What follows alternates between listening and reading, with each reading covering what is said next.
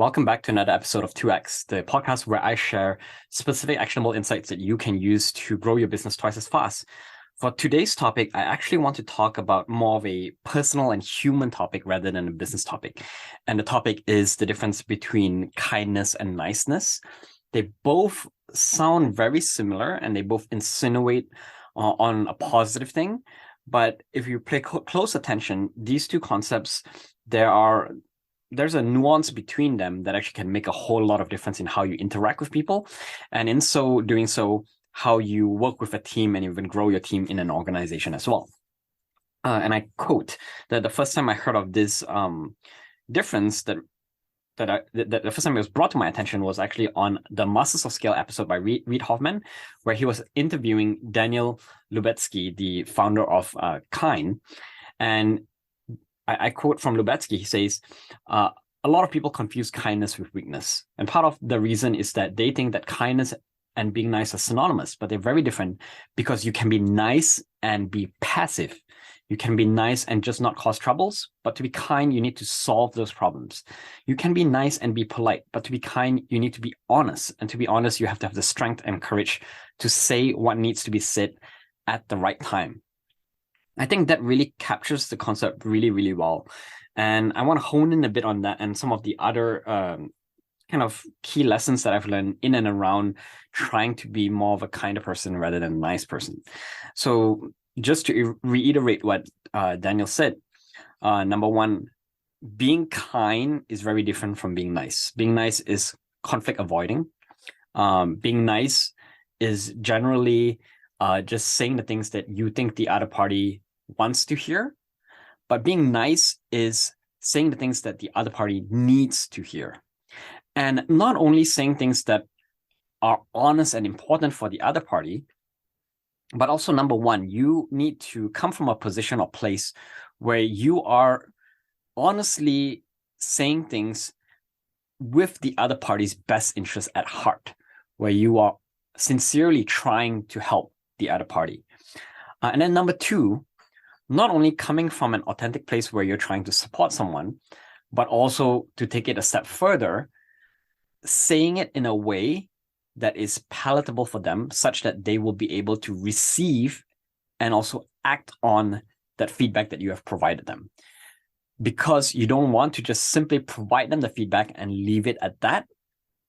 Some people might take some of that feedback incorrectly. Maybe they may listen for the wrong things. They might have the wrong sentiment to what you are actually saying.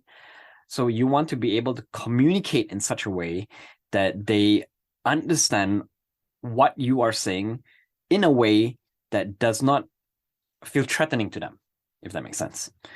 So to give an example, one of the most common things that I come across as a mentor myself is that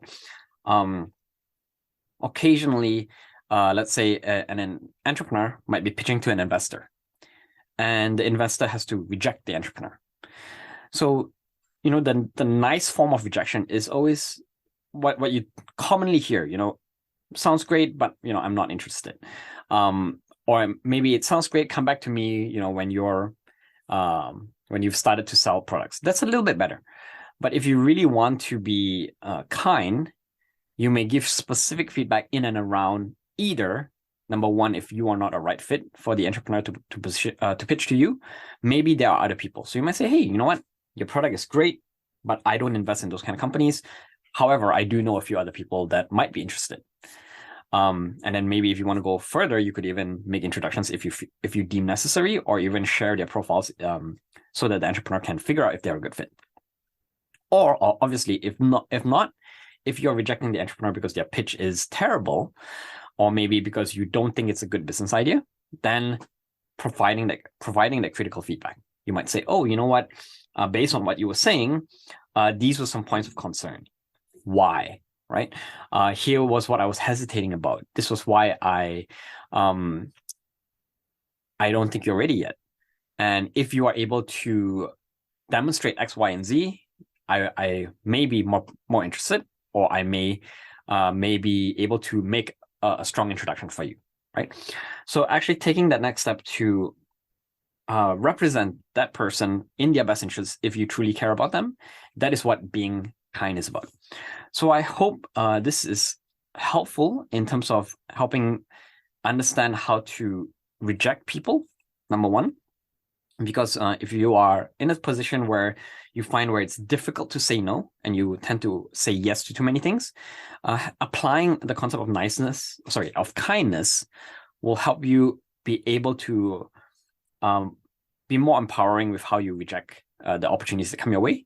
Not simply because you don't think they're fit, but actually also supporting the other person that you have to give that rejection to as well.